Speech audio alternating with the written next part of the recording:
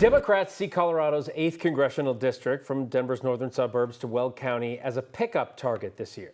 Tonight, the Democratic debate between the candidates looking to take on Republican Congressman Gabe Evans happened here at 9 News. They had some explaining to do to voters and to you, Kyle, our moderator.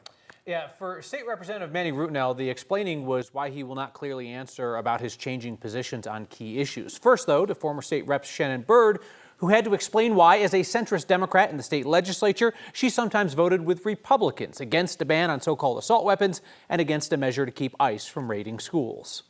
I and nearly all Democrats voted to ban assault weapons. Like you said, Shannon Bird was one of just a handful of Democrats to vote with Republicans. She's got a long history of voting with Republicans to kill important Democrat legislation to protect our families. Every law enforcement officer, chief of police that I spoke to said that that bill could not be enforced.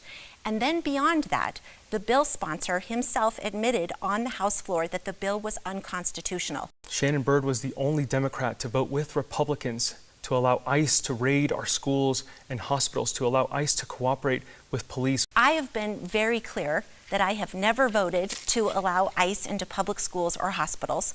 I don't support it. This was a committee vote meant to make the bill better. There was a provision in that bill that would have fined normal people, frontline workers, personally up to $50,000 anytime their boss broke the law. I didn't think that was right. The reason that that bill didn't die on that day is because there weren't enough other Republicans or Democrats to join you in killing it. Here's my question. If that vote had been close that day, would you have voted to advance the bill? Yes, of course Okay. I would have it. And there were more examples in the full debate of Bird explaining her votes with Republicans. Representative Manny Rutinel has changed his position on a variety of issues during this campaign, and tonight would not answer direct questions about some of those shifts. You said earlier in this campaign that you support a universal single-payer health system. Is that still your position?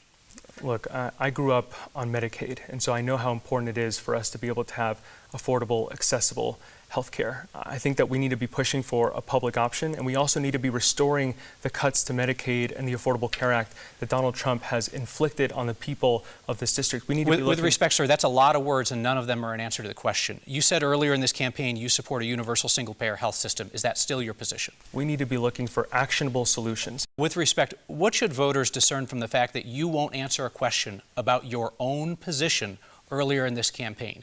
You said you supported universal single-payer. Do you still support that? You know, like I said, we need actionable solutions to the issues that Donald Trump and Gabe Evans if you're going to have refuse to created. answer, we'll move on. Mr. Rutinel, do you support a ban on fracking? I believe in an all-of-the-above energy system. This is a yes or no question, No. sir. You do not support a ban on fracking? Okay. Earlier in this campaign, you said that you did support a ban on fracking. Why did you change your position? You know, like I've said before, Donald Trump has sent us into a forever war with Iran without any plans and raised gas prices across the board. So if the war on Iran ends, will you go back to your previous position in this campaign in opposition to fracking? I believe in all of the above energy system. It's a very simple question. If the war on Iran ends, will you go back to your previous position? Like I said, I believe in an all of the above energy If you're not going to system. answer, we can move on. And there was more where that came from.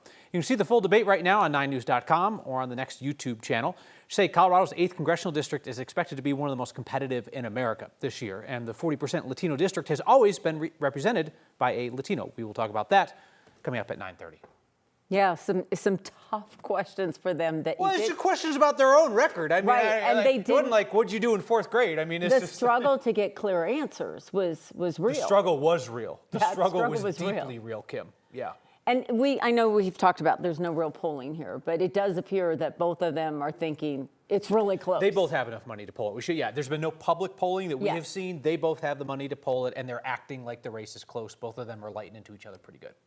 Yeah. I look forward to 9:30 because I thought that was a really fascinating part of the debate. Thanks.